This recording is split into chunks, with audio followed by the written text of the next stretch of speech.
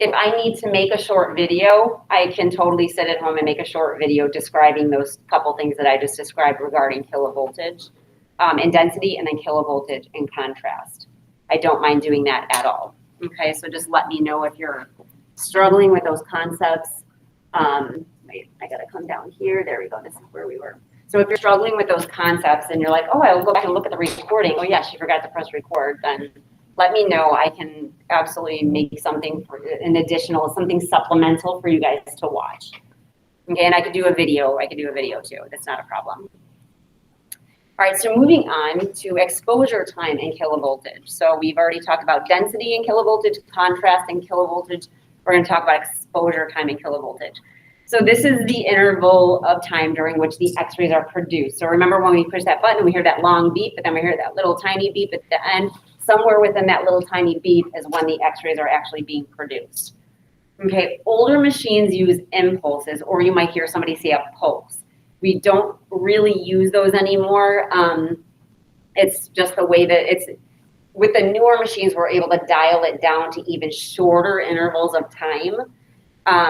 The older machines needed a little bit more X radiation to be produced because they were made for film, and you need more radiation in order to expose film properly and get a good image.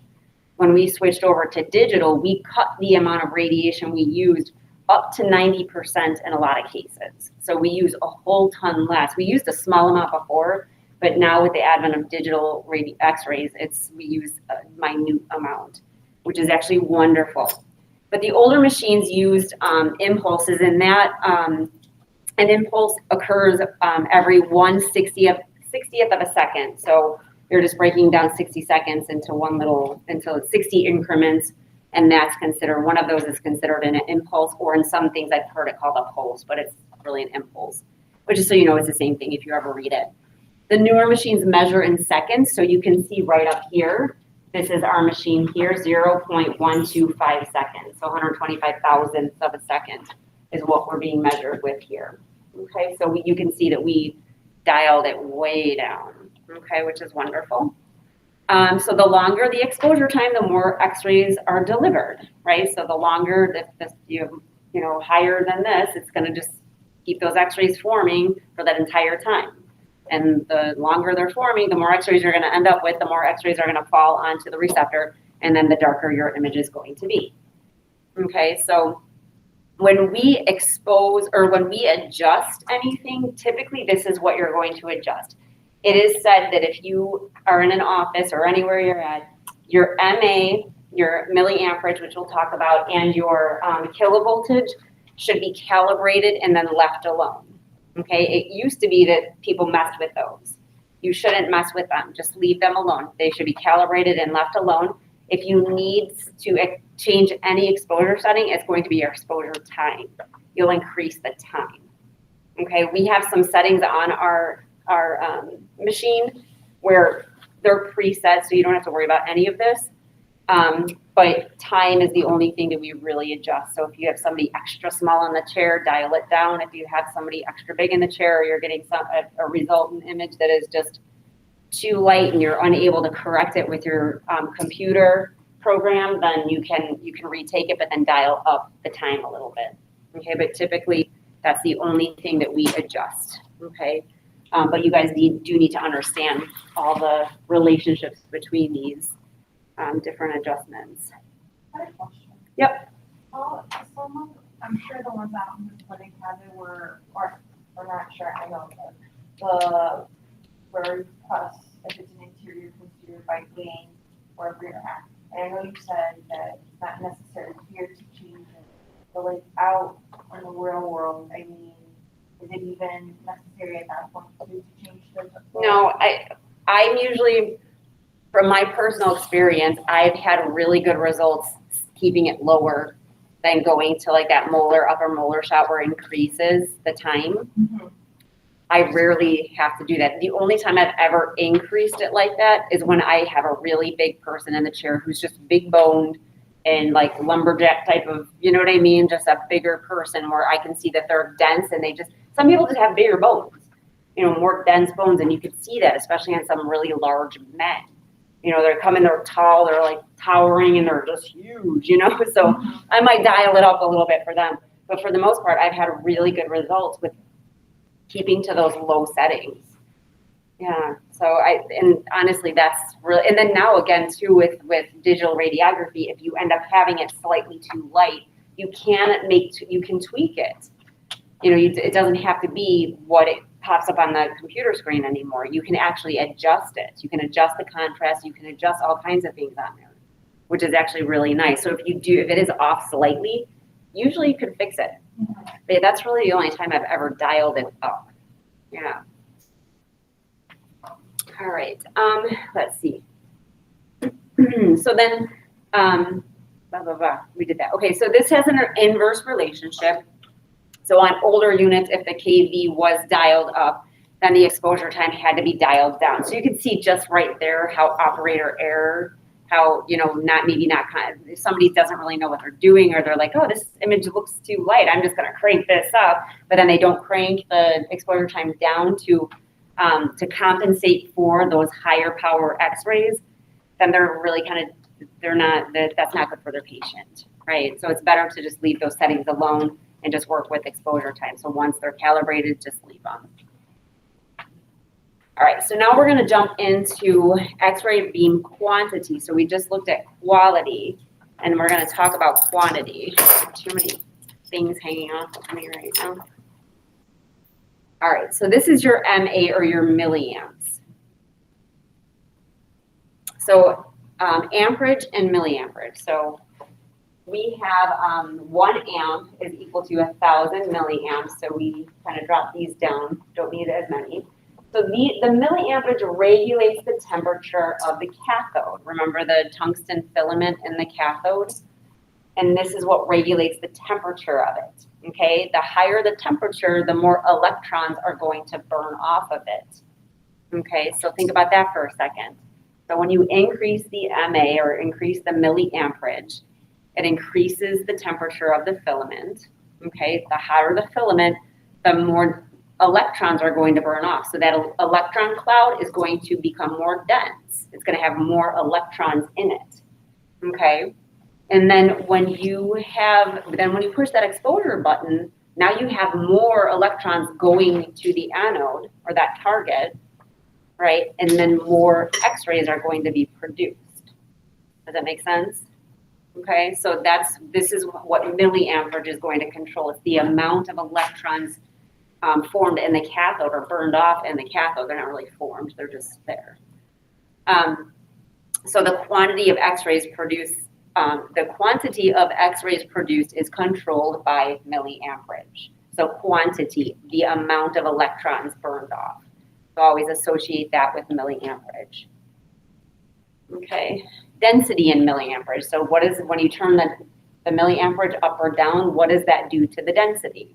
Well, if you have more electrons that cross the vacuum and hit the cathode and you produce more x-rays, you're more likely to get those x-rays onto the receptor, so you're going to have a darker image. Okay, so it's going to increase the density of the image. Okay, so you can see here, that's a nice visual of that for you. Exposure time. Again, an inverse relationship. So this is the same situation. So you can see here, okay, we are at 60 kilovolts, 7 milliamps, and 125 thousandths of a second. So those are your exactly taken from our operatories too. So on older units, again, remember we're not adjusting these, but you do need to know the relationship. So on older units, if the milliamperage is increased, then the exposure time is decreased in order to keep the density, so we can actually, so we have a diagnostic image. Okay, if we turn it up without decreasing the time, our image will end up too dense and we won't be able to see. Okay. All right, so moving on to X-ray beam intensity. Okay, so the intensity is referred to, so think of just the intensity of the X-ray beam itself. So this is considered to be the product of the quantity and the quality per unit of area, per unit of time exposure. Okay, so essentially what we're doing here is we're taking the quantity and the quality, the milliamperage and the kV, and we're rolling it all up together. So when we put those together, what do we get? We refer to this as the intensity of the beam. Okay, this is affected by the kV and MA, like I just said, but it is also affected by the exposure time, because that's the amount of time the x-rays are actually produced. So if you have a longer exposure time, you're going to produce more x-rays. And then distance, we're gonna talk about distance a little bit today. All right, so we're gonna take a peek at this stuff here. So kilovoltage and intensity, so how do these work together? So kilovoltage regulates the quality and the penetrating power of the x-ray beam, remember? So kV, quality, or the penetrating power. And we know that it has to deal with the speed of the electrons going from the cathode to the anode. So at higher voltage, kilovoltage settings, we are going to have x-ray beams with more energy and shorter wavelengths. Okay, so kilovoltage, by increasing the kilovoltage, you are increasing the intensity of the x-ray beam. So I have that highlighted. Higher kilovoltage increases the intensity of the x-ray beam. You need to know that, okay? And then milliamperage in intensity, how is that? So we know that the milliamperage, again, controls the quantity of the x-rays produced because it increases the amount of electrons in the cathode, okay? And when we turn up the milliamperage, so we have a higher milliamperage, we are going to increase the intensity of the x-ray beam again because we are producing more x-rays. So the beam as a whole has more x-rays in it, so it's going to be a more intense beam. Okay, so it increases the intensity. And then exposure time and intensity. Again, we're producing more x-rays by increasing the exposure time, which just means that we are going to increase the intensity of the x-ray beam. So all of these increase the intensity of the x-ray beam. All right, so let's talk about distance and intensity for just a minute. We are going to briefly touch on this today, and then we are going to pick this part back up next week because I want to go over some stuff in folio tech with you guys today. I need to introduce that to you sooner than later, I think. I was thinking about it, and I think I need to. All right, so distance and intensity. So the distance traveled by the x-ray beam affects the intensity of the beam. So there's 3 distances to consider. So you have the target. Remember, the target is the source of x-rays, okay? And then the surface of the skin. So we've got this, that's the person's cheek in our situation, right? We've got the target object, so the target where the x-rays are being formed, and then the object in our case is typically a tooth, okay? And then the target receptor source, so target here, and then here is our receptor, okay? We know that the intensity of the beam decreases as it gets further away from the target. Okay, so let's take a look at that. I want to look at the next slide just to see if I have, no, I don't. Okay, so we'll stick to this one. All right, as the x-rays travel from the point of origin, just like I said on the last one, they become, the x-ray beam itself becomes less intense. So you can see this kind of cone shape here, right?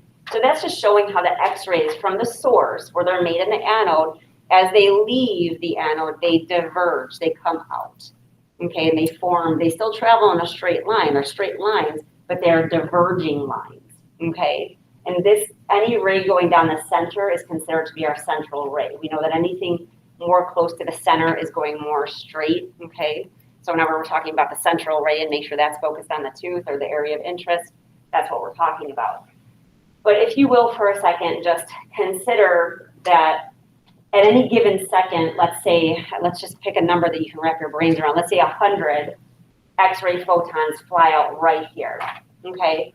And then let's say we put our hand, let's say we put a piece of paper or something right here, and 100 of them land right here, okay? So they're all landed right in that one spot, okay? Now fast forward, and let's put our piece of paper here. Those same 100 land right here, but it's just a bigger area for them to land on, okay? So it's just not as intense.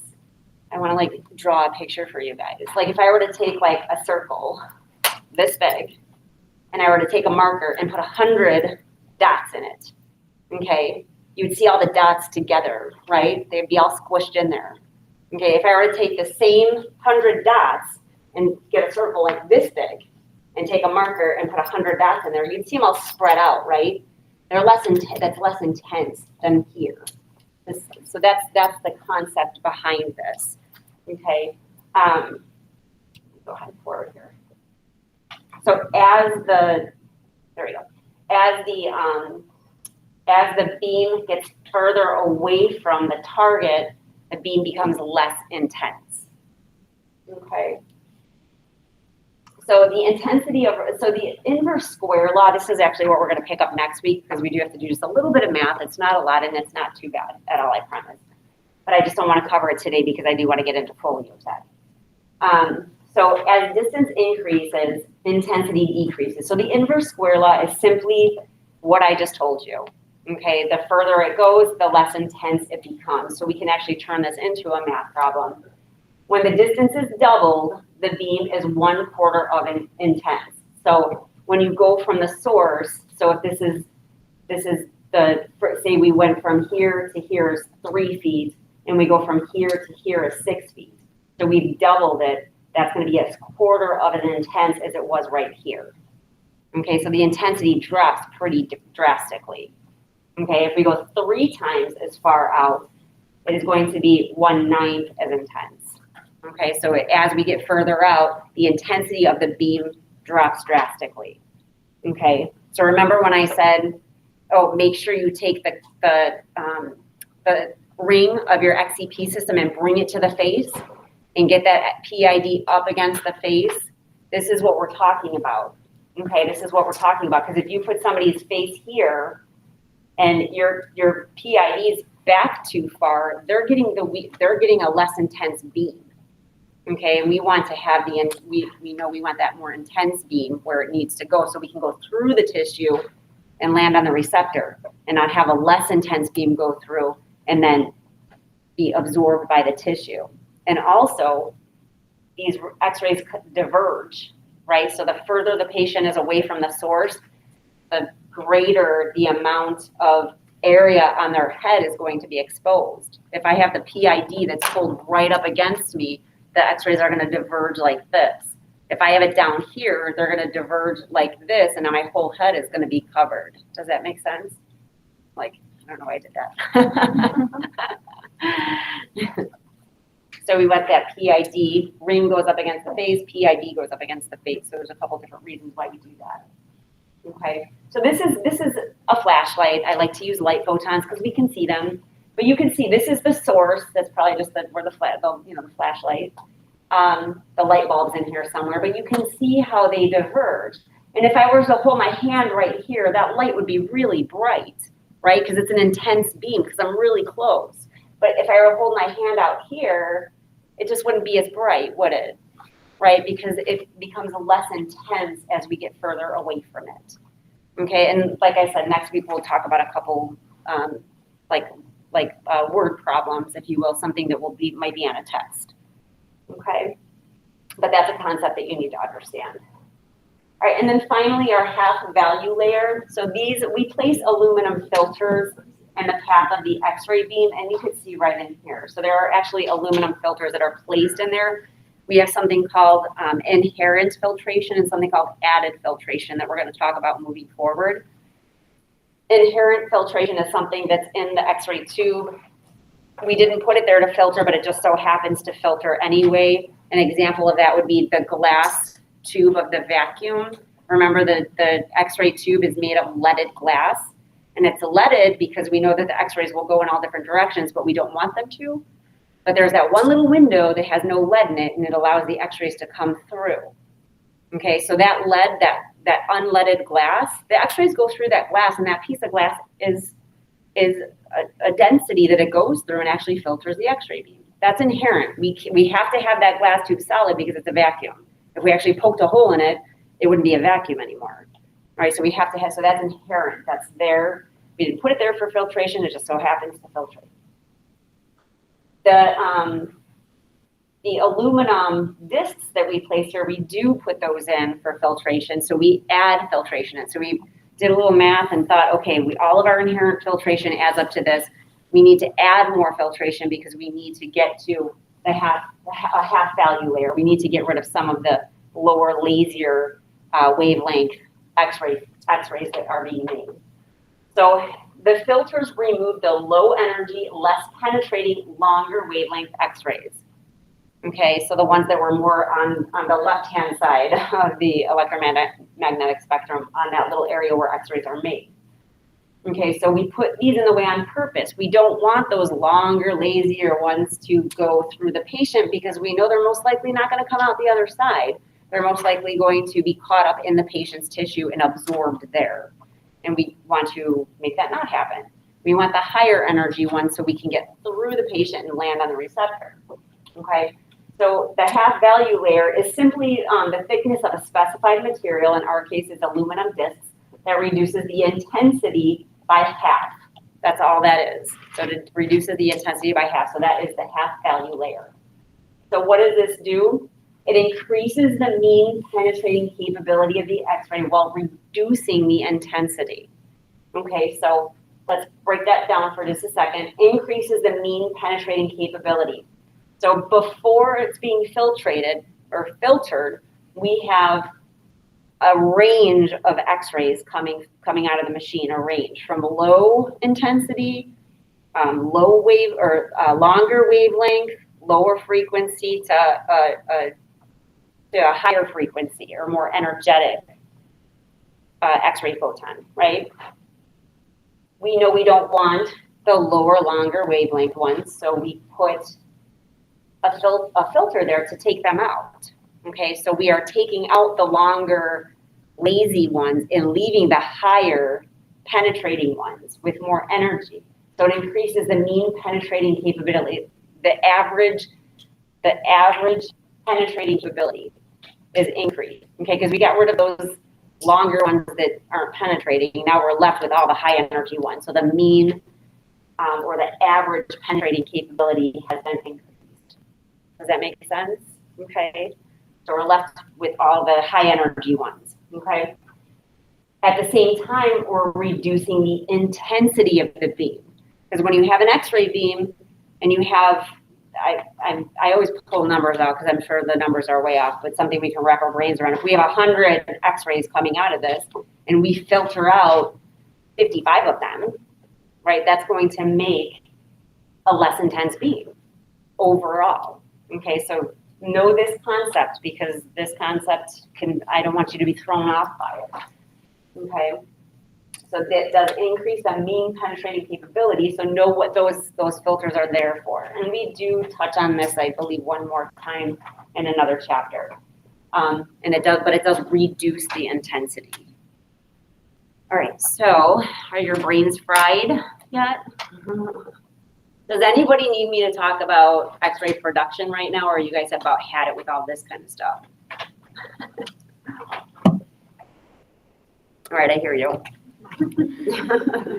Loud and clear. Okay, so what I want to talk about next, I didn't like really prepare anything for you guys, so I figured I would just log into Folio Tech. Because I wasn't sure where you guys would be in Mrs. Karwowski's class as far as logging into EagleSoft. I had no idea. Same thing, she has no idea what I'm doing in here as far as when I'm introducing that. But you guys have all been introduced to EagleSoft so far in radiology. You guys have all logged in for the most part. Maybe not all of you have made your fictitious patient yet, but by next week, everybody should have their own fictitious patient. Is everybody clear on how to enter that in?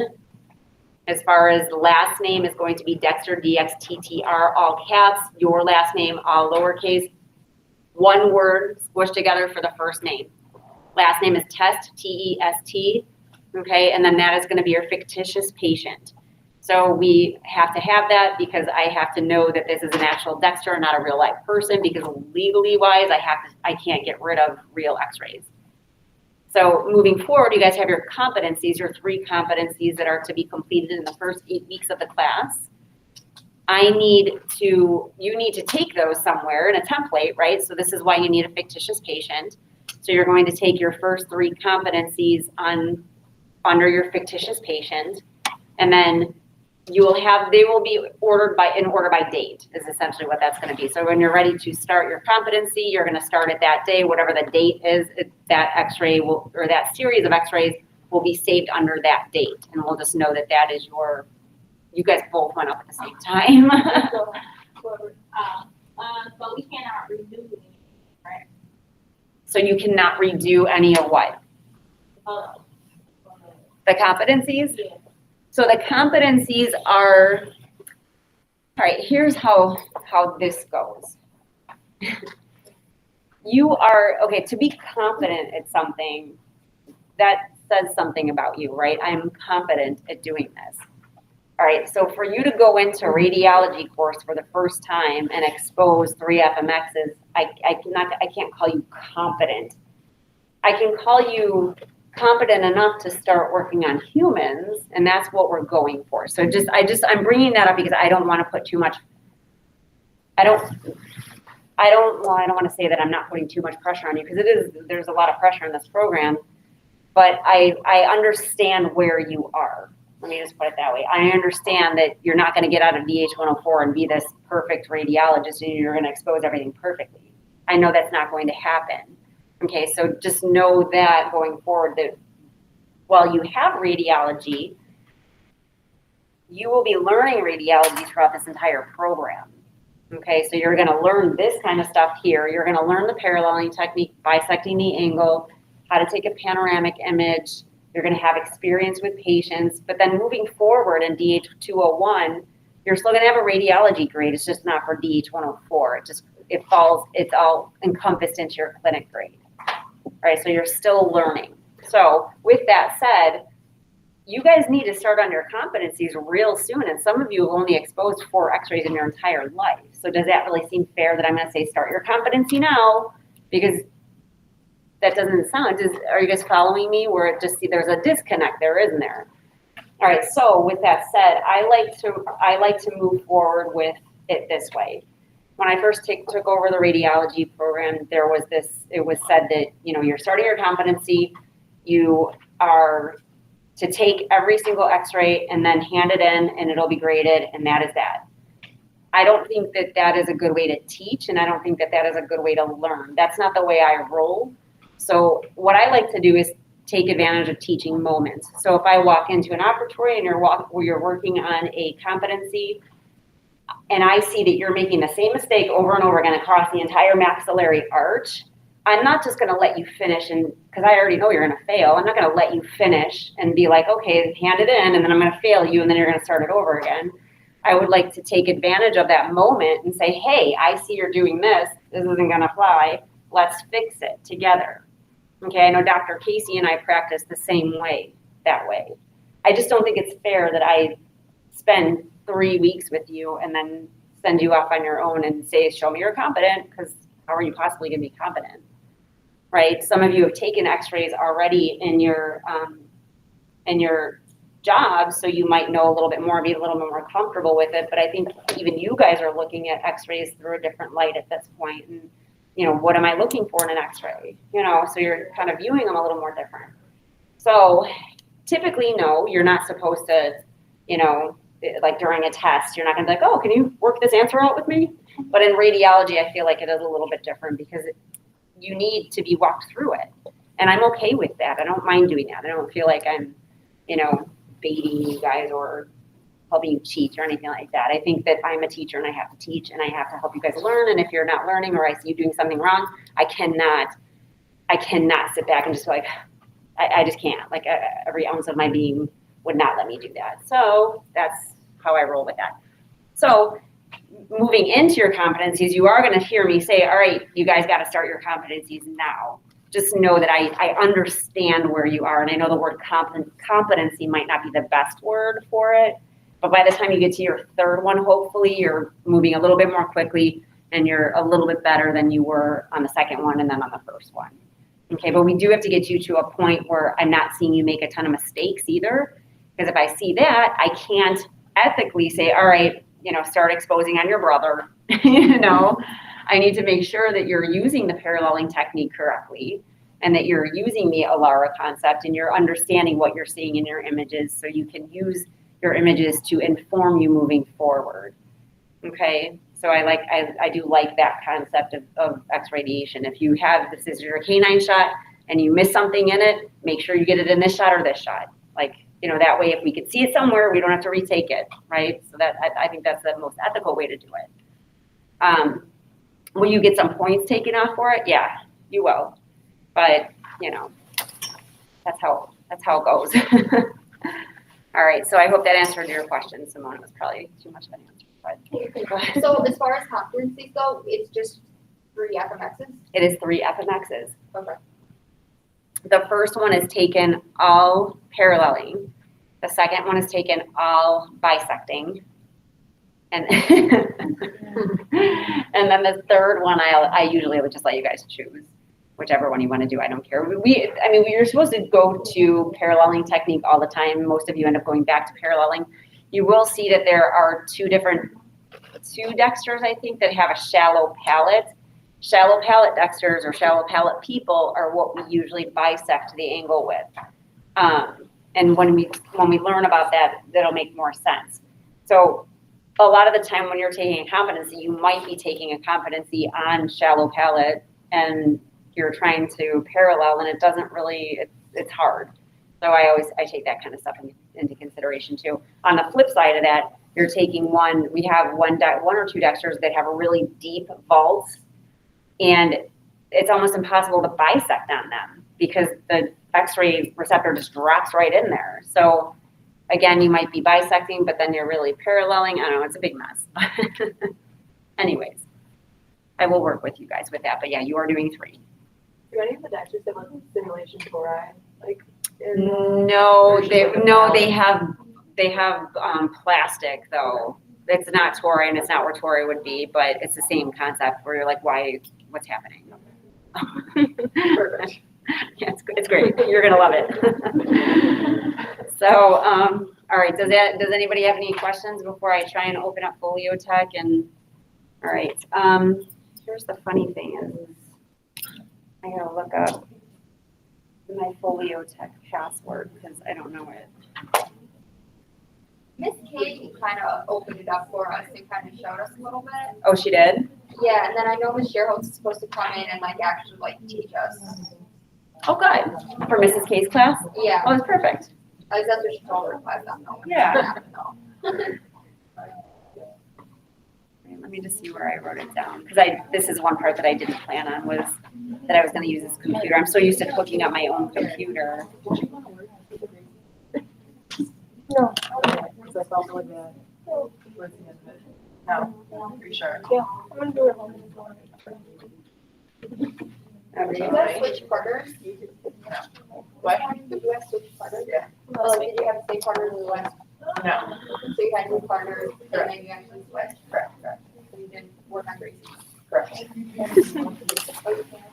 Yeah, but I think, well, Cheryl was under the impression that our Gracies were sterilized and that we could work nature tunnels with them, but they weren't. So we had the option to like work on our role. I thought we were told we're not allowed to work on each other's mouths. So it's, but that's not what Cheryl thought we were gonna do today. Oh. Either way, we didn't work on Let me Gracie. pull it up on my computer really quick. The time went by so freaking fast. Give me just a second. So freaking fast. Rachel, you probably need to go 3 minutes after we did this. But also. All right, we need to go through chapter 30 as well. This class is over at what time? 2:50, right? 250, yeah. Okay, good. Because I still want to go over chapter 30, which does not take long. But I really wanted to jump into Folio Tech first and then jump into that. We might have to do it backwards. I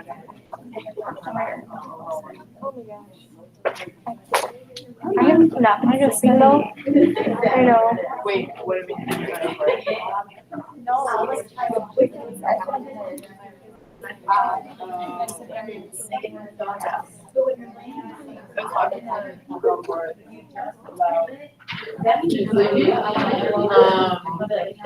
Neither of us like slept well last night.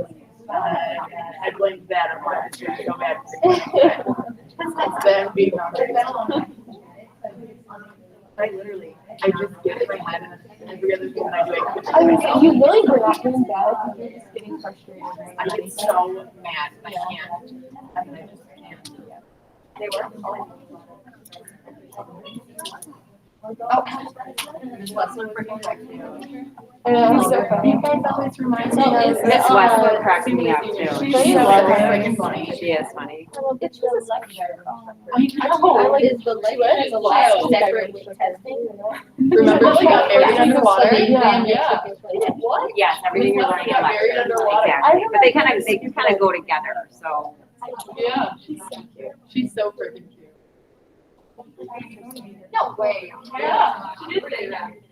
I I'm gonna freaking ask love her. her. I wanna hear the story. She'll lie. I freaking love talking to her. She makes me laugh. She just like the water. She likes scuba diving. Isn't it wild? It's so cool. You can see it. Really? I think that's I think I'll awesome. mess around with scuba diving. That shit kind of scares me. Right. Yeah. The ocean's not a big fan. Really? I don't like snorkeling. But I don't know if I were telling you guys about that surf and suffering. That I was thinking about going on a cruise. Absolutely not. The thought of that absolutely terrifying. Most of it would be weird. What? I said it would be weird. But like, there was a TikTok and it was like a cruise during the day and then a cruise at night. So it was just like sheer, complete, utter blackness.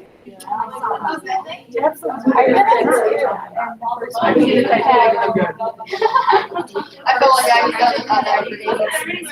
You're always trying to the second one we have every day is so 3 days straight we're gonna go. My stomach will literally drop. I get super homesick. I feel like that would be even like I was really sick. except for this one, no, I get super excited. Right. They're not turning around for you.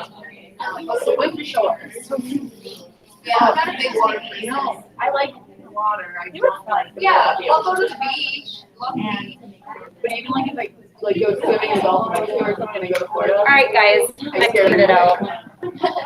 Sorry, I totally didn't realize that I didn't know my password. It's too new.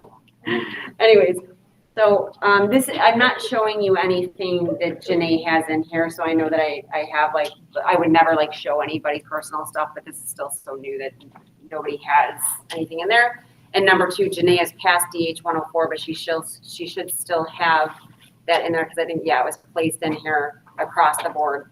So and she won't have anything in there because I know we didn't have polio tech when she was in DH 104. So anyways, all right. So when I log into it, I see the instructor's side of it. You're going to see your side of it, which will maybe look a little bit different.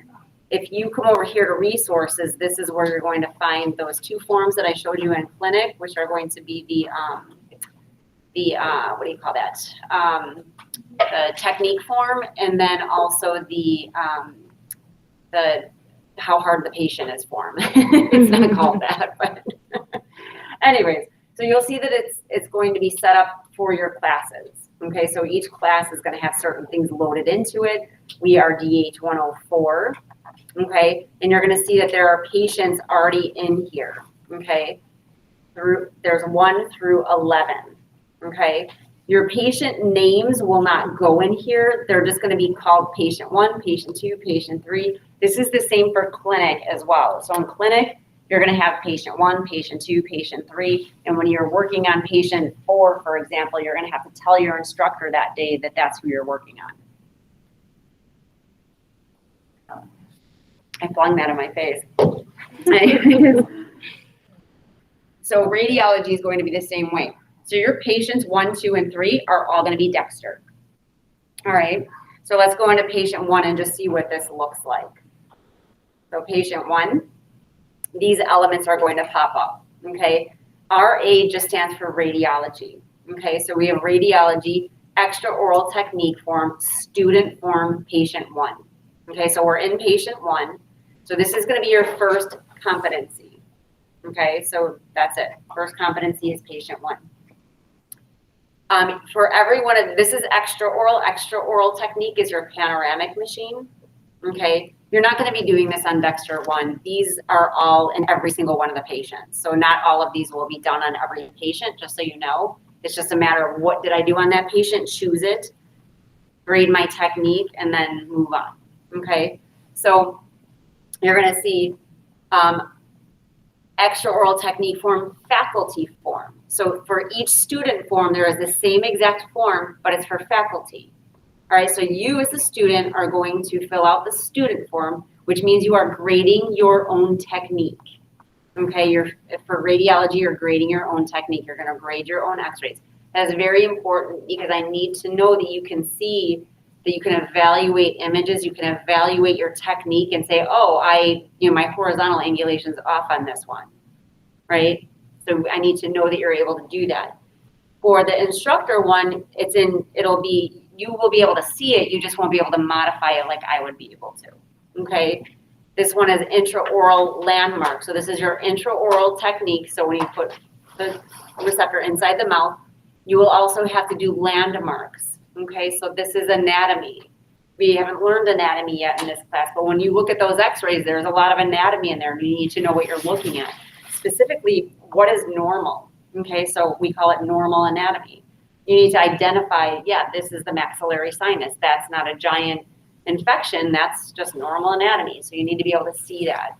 When you know what normal is, then it's way more easier to identify what is not normal, what's a pathology or a condition, okay?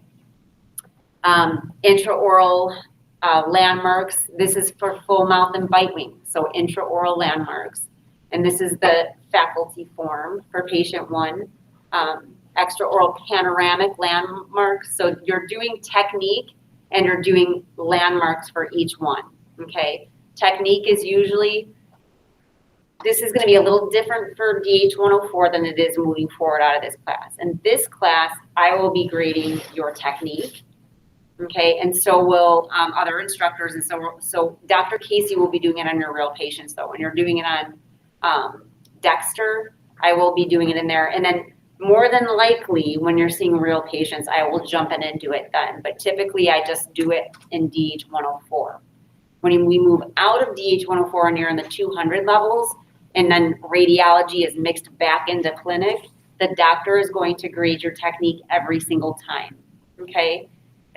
What that will look like is the doctor is gonna come in, you're gonna take your x-rays, you're gonna get your prescription, take your x-rays, you're gonna ask for retakes, okay? Usually while you're waiting for the doctor to come in and check things, you can start grading yourself. So you're gonna pull up FolioTech in your operatory, okay? You can then, just to make things go faster, I don't expect you to remember this second, but you can also pull up and open another browser and pull up the FolioTech login sheet because the doctor's gonna have to come in and log in too.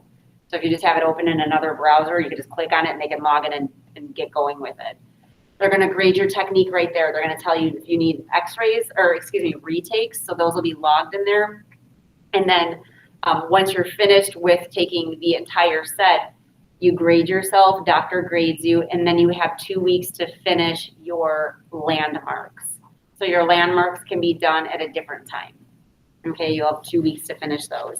So I'm gonna jump into one of these and show you, excuse me, what it looks like. I wanna do, that's extraoral, I'm gonna do intraoral technique, student form. Okay, so when you do your competency, this is what you're gonna open up. Okay, so intraoral technique, so we did intraoral x-rays, full mouth set of x-rays you're gonna be doing.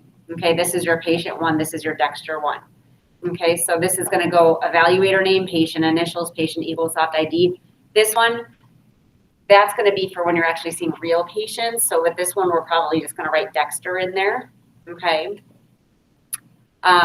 And then we're going to jot down the date that it was started. This will be an FMX, so if this was just a PA, you put in PA. If you're just doing a set of bite wings, it would be that. This is an FMX, and we're going to be doing, let's see, let me see how this is. FMX, why do we have all these numbers in here? Hold on, I gotta think about it for 1 second. I was thinking it was FMX 20 or 18.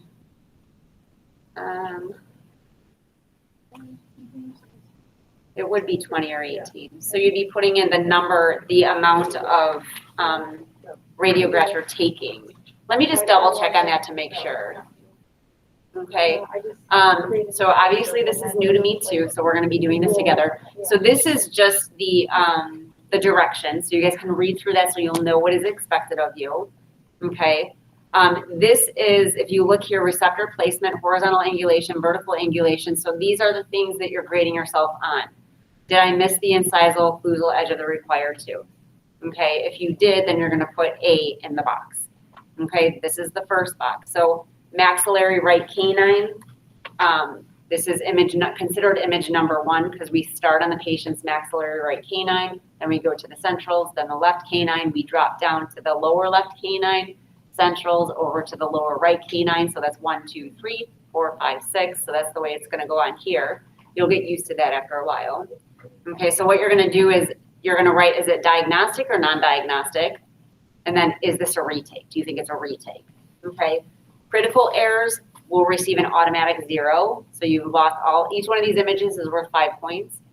Critical error is automatic 0, so you'll put a 0 in here. Non-critical errors are worth 0.5 points each. So for each non-critical error, you'll subtract 0.5. Okay, did you take a retake? And are there points earned back for that retake? Okay, those would go here, and then we just tally them up. Then you go down to the next image. Okay, that's image number 2. Then you go down to image number 3. All of these boxes are exactly the same. Go ahead, Simone. What's the critical error? So I'll show you that in just a second. Okay, that's a form that I brought up in, what do you call that, lab, clinic. But I will show you that. And I did, just so you guys know, after clinic this morning, I hung those critical errors in the operatories, and I also hung this. I took a snippet of this whole thing right here and hung it in there too, because this form is so long. So you might get all the way down here and be like, okay, what is this error again? And then you have to scroll all the way up and like look at this list, and figure out which letter you're supposed to put there. Okay, so that this is hung in the operatory too. So all of your 18 images will be critiqued by you. They will be graded by you, your grading technique. Okay, and this goes all the way down to the last image. Okay, so open up Foliotech, take a look at this form. This is how you will be graded for your, when you start doing your competencies. Okay, I'll be using this form. Let me go, can I go back? Let me see here. No, let me just X out of this one, and then let me do, let me do, here we go.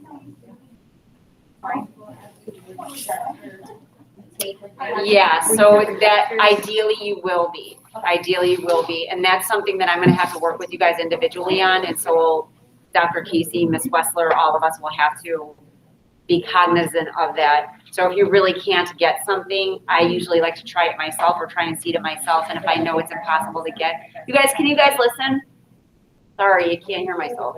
I'm losing my voice. So we'll be cognizant of which Dexter you're using. So if you do have one of those Dexters where it's impossible to get this on, then just speak up, okay? We'll help you with that. We'll, try and place it ourselves, because Dexters aren't perfect. They're not. And I actually have Mrs. Piper has a Dexter. It's not actually the brand Dexter one, but it's a different one. And it doesn't have a real skull in it, so the images aren't like super great, but I think it's like textbook almost. So I would like to bring that in so we can like try that too. So now this is intraoral landmarks. So moving forward, we are going to introduce landmarks. And as soon as I introduce landmarks to you, you will be required to do the landmarks. These are all the landmarks. Okay, so these are all normal. This is all normal anatomy up here that you're going to be learning in this class. Okay, these are restorations that you'll be seeing that you'll need to make sure you're interpreting within your radiographs. And these are all different pathologies and conditions that you'll have to see on those radiographs. So you'll be responsible for knowing all of this. And remember I said we start going into interpretation in this class. In the beginning, we do all this physics and biology and all that. We do go into interpretation pretty quick, and each week we fly through all this. Okay, so you're going to be doing a lot of interpreting, but this is what you're looking for on this particular form. Scoring is listed here, so essentially the faculty is going to look at your images, and if I see 5 things in that image and you see 4, you get a 4 out of 5. And that's the way it's gonna be for every single image you look at. So this form is the same way. Image 1, your maxillary right canine. Image 2, image 3, image 4, okay, all the way down for 18 images. Okay, bless you. Okay, so that's gonna all be tallied up. This has to be done 2 weeks after, okay? And then handed in, or submitted, I should say. Okay, so that's what the landmark page looks like. And then you'll have one for your panoramic, separate one for a panoramic, and then also for the landmarks for the panoramic, okay? And that one's got a lot of landmarks on it, so be prepared. All right. It only gets filled out here, like, are the images linked fully at, which one is it? It's Foliotech. Folio Tech, or we can do it at home? You can pull this up anywhere. Alright. The only problem is you don't have the actual patient x-rays. However, you can't take x-rays, you can't take something with somebody's name on it with you, but we can do snippets of x-rays and you can save it to a flash drive. Okay, but you can't take the patient's name with you because that would be a HIPAA violation. And we have to be very careful about that. Okay, we just can't have people's x-rays floating around for anybody to see because they would have a very legitimate lawsuit if they found out that we did that. So we do allow you, because there's only so much time you could spend on campus, and you guys have a lot of work to do all the time. So to kind of help that out or facilitate that process, we allow you to do a snippet, which I can show you how to do that. Okay. Do you guys have flash drives on you at all times? Mm-hmm. You should. Okay, if you don't get a flash drive and carry it with you to and from school, have it on you because you're going to have to start using it quite a bit in this program. Okay. So that's what that's going to look like. So patient 1 is going to be Dexter for all of you. It's going to be your first competency. Patient 2, patient 3, second competency, third competency, both on Dexter. Moving forward, your patient 4, everybody's patient 4 is going to be different.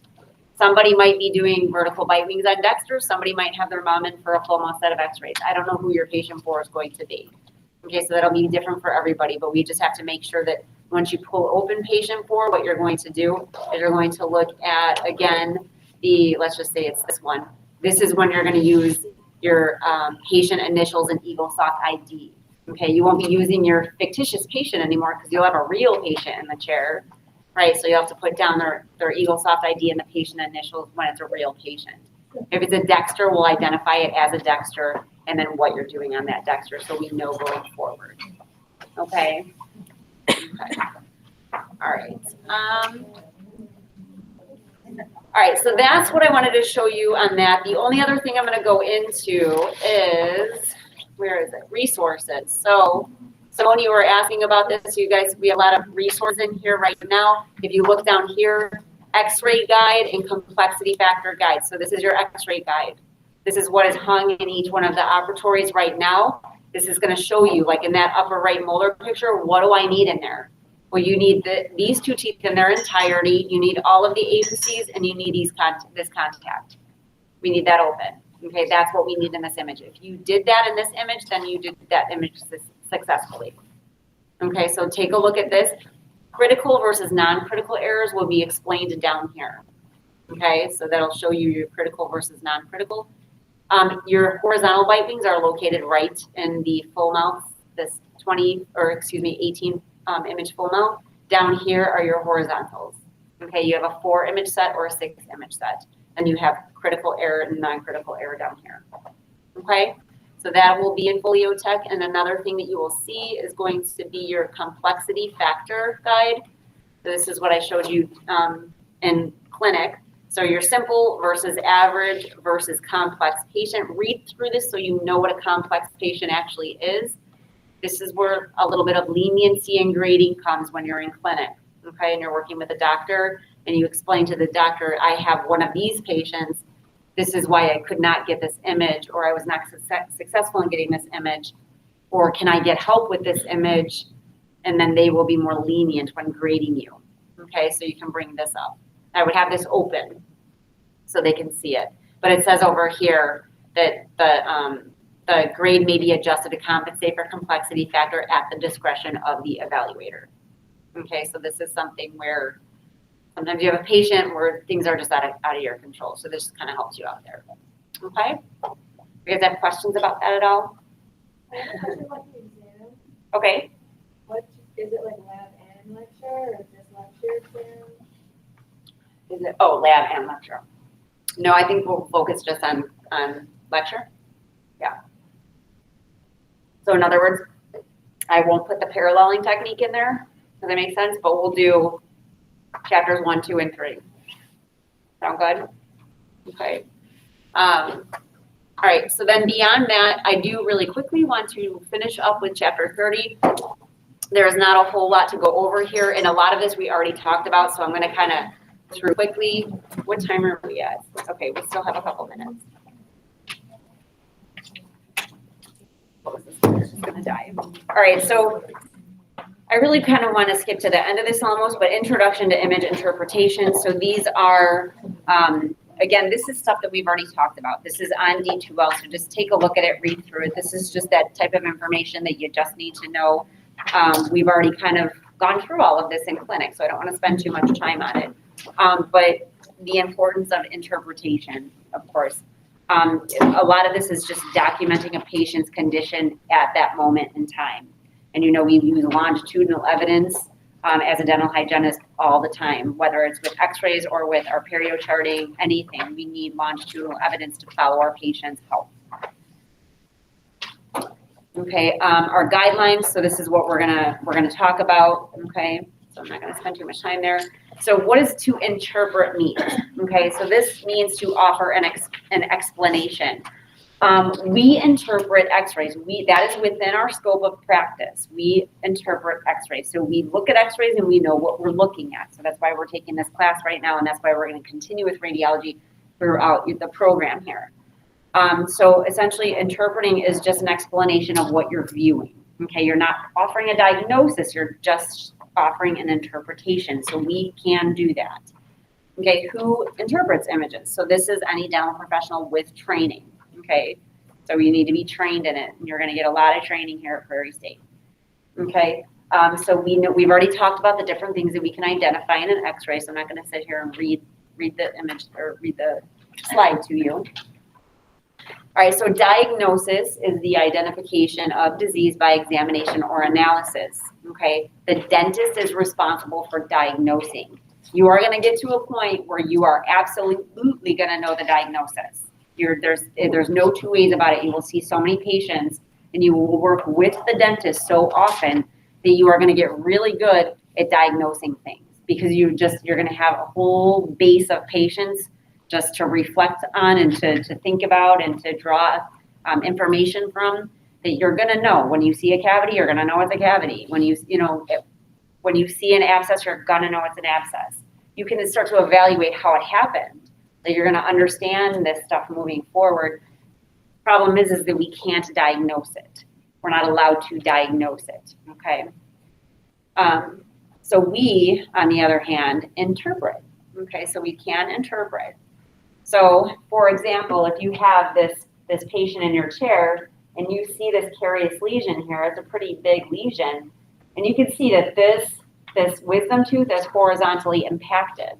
Okay, and what's happening here is normally, see in between these two teeth, there's this nice area of bone here. Well, because of this horizontal impaction, there's no bone here. That bone was all resorbed, okay? As that tooth moved towards the distal of that tooth, all that bone was resorbed. And what happened is this is all open space here. So when the patient eats, drinks soda, whatever, it's all getting down in this area. And how are they supposed to clean that out, right? They really can't clean that out. So there's no wonder why a giant cavity formed there. So when you take this X-ray on your patient, you see it on a computer screen. There's no doubt in your mind it's a cavity. Okay, but we don't diagnose. So we say this is a suspicious lesion. Okay. Comfort level as far as the doctor you're working with and how long you've been in a practice. Some doctors are going to be okay with you saying, oh, there's a cavity there. We'll have the doctor take a look at it when they come in. I could say that I know my doctor is not going to flip out or he's not going to be like, you're diagnosing. But there are doctors out there who would be like that, right? Because and rightfully so, if they don't know you very well and, you're practicing under their license, right? They're responsible for you. So they might not be okay with that. So just watch your step when you're in an office, okay? All right, when and where are images interpreted?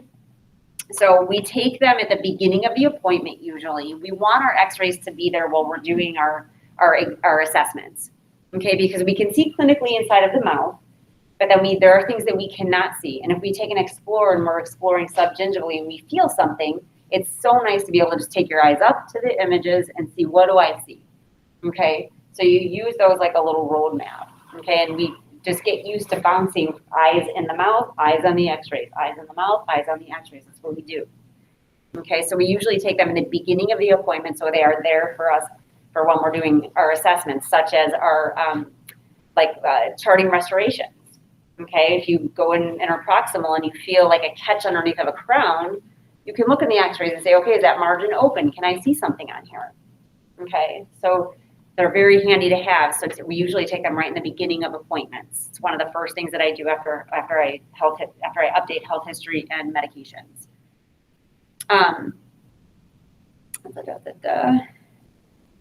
What do you watch on a tube that's on a scope?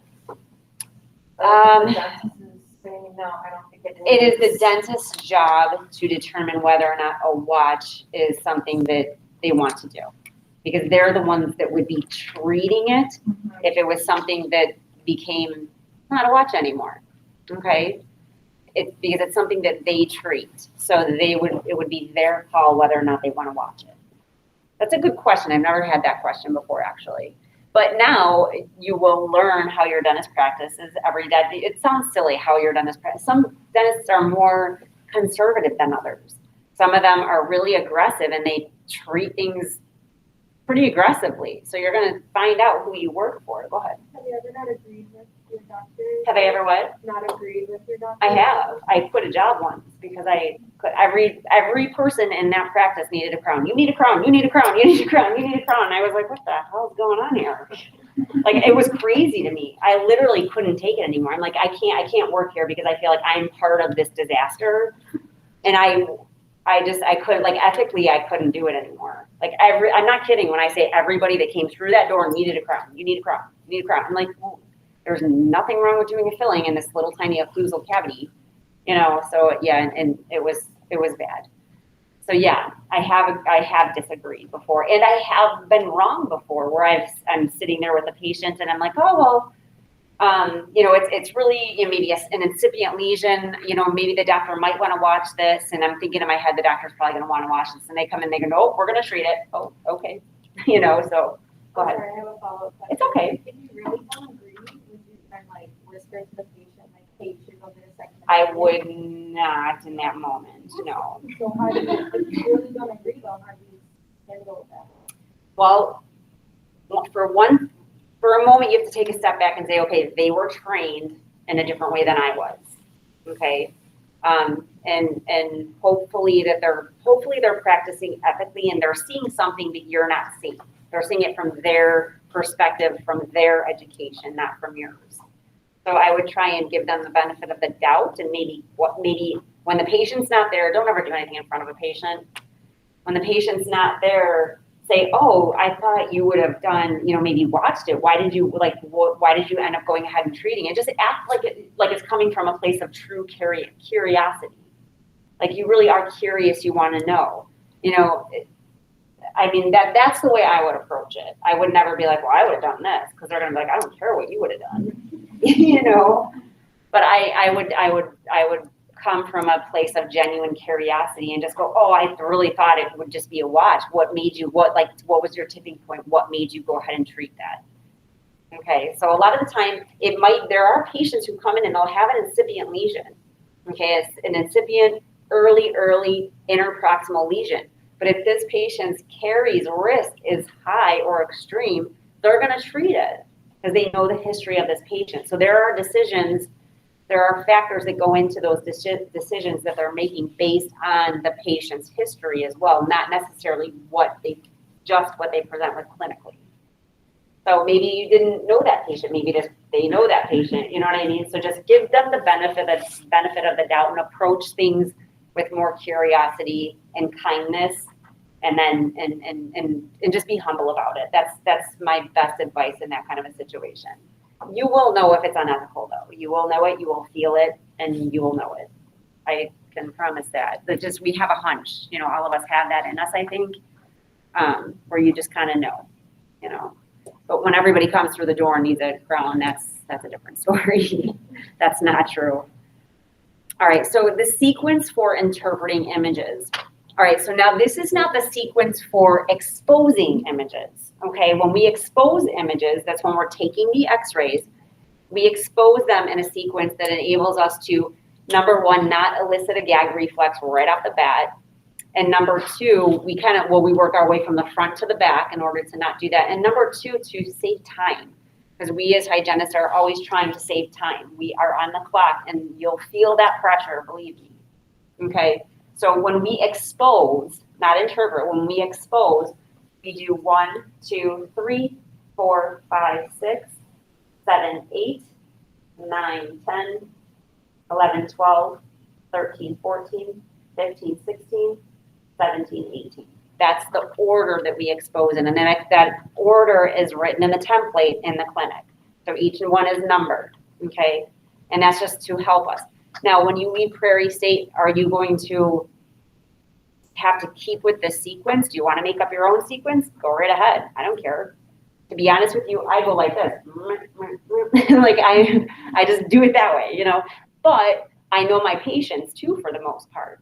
So I know that this person is not going to gag if I start here. This one and this one are the most likely to elicit a gag response. Okay, these ones down here too, because you get on the lateral border of the tongue and it's kind of tickly and people don't like it. But it's these guys right here. When we interpret, that's different. Okay, so when we're interpreting images, we want to view tooth number 1 and then continue to 16. So think of your probing. Okay, so you're going to start up here and you're going to look across and then you're going to drop all the way down to the bottom. We're only looking at PAs. Okay, and then you can come back and look at bite wings. Okay, but we always start and come around and we do it methodically. So I don't want to look at the entire image and look for all kinds of things at one time. I'm going to go through and look at just the apices. Does all the bone around the apices look intact, or is there a radiolucency there that I need to make note of? So I look at all the apices. Go all around, focusing only on apices. Okay, then I might go around and focus on just the periodontal ligament space. Is it uniform around every tooth? Does it look okay around every tooth? Periodontal ligament space around all of those. Okay, then I might get to a point where I want to look at crestal bone levels, and I'm going to start over here and go down. So do you see how we kind of pick it apart and look for one thing at a time? And that's important to do, especially when you start interpreting. Otherwise, it's like multitasking. It's just there's too much to look for. Okay, so pick one thing and start at tooth number 1 to 16, 17 to 32, and then look at the bite wings. Okay, pick one type of thing to look for. What are you looking for? Looking for unerupted, missing, and impacted teeth. That stuff's going to be very obvious the second you see it, okay, for the most part. Caries, the size and shape of pulp cavities. Yeah, so when you're looking, we're always looking at the outside of the teeth and the bone around it, but we also have to look at the inside of the teeth too. You know, is there anything going on in the pulp chambers, which you're going to learn in this class that there is stuff going on in there. A lot of it's not a big deal, but it's still going on in there. Bony changes, roots, periapical abscesses. So just methodically going through these images. Okay, and how is interpretation documented? So we will be documenting in EagleSoft, so there will be a space in there for interpretation, but we always want to make sure that we note the date of it. We're going to put LSU for lead shield use because we want to document the fact that we did take the time to put the lead shield on the patient.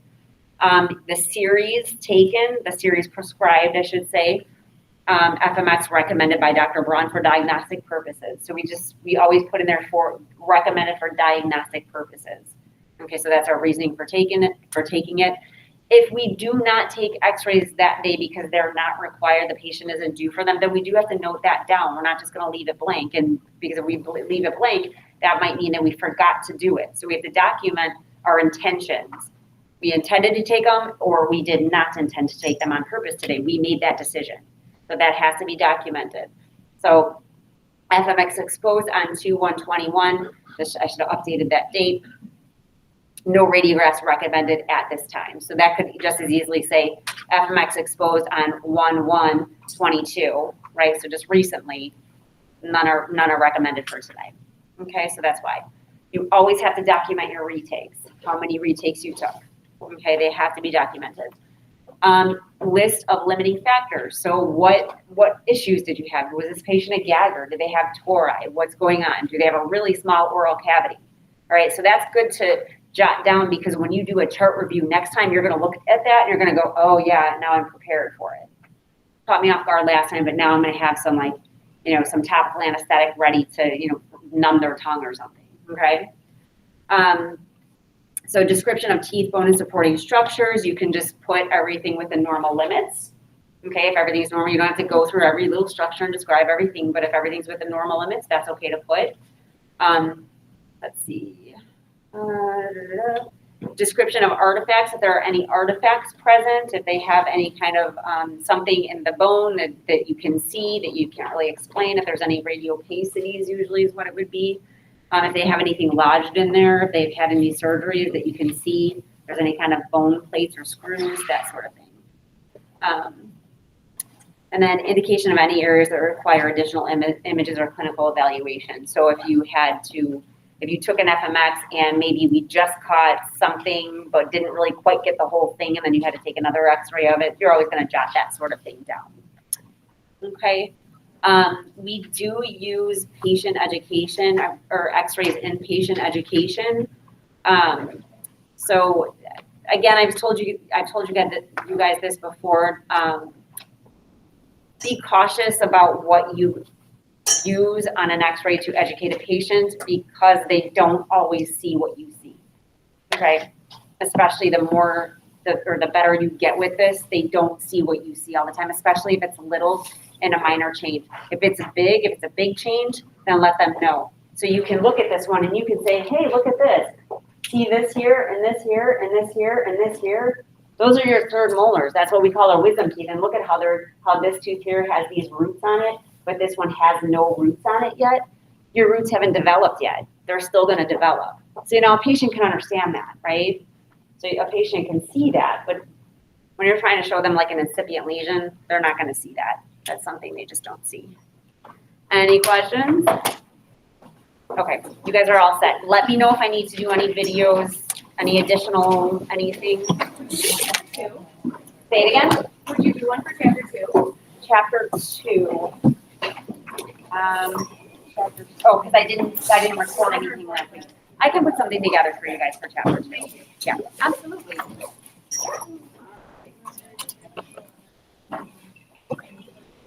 All right, and you guys at home, log on to Oleotech if you can, and take a look at that stuff. If you have questions about it, email me. I can meet you guys. I can do a Google Meet with you guys separately online, so you can see exactly what I was talking about. Because I really don't know what you guys were able to see from home or not. Okay. All right, you guys are all set. I'm gonna log off. Okay. Have a good day, guys.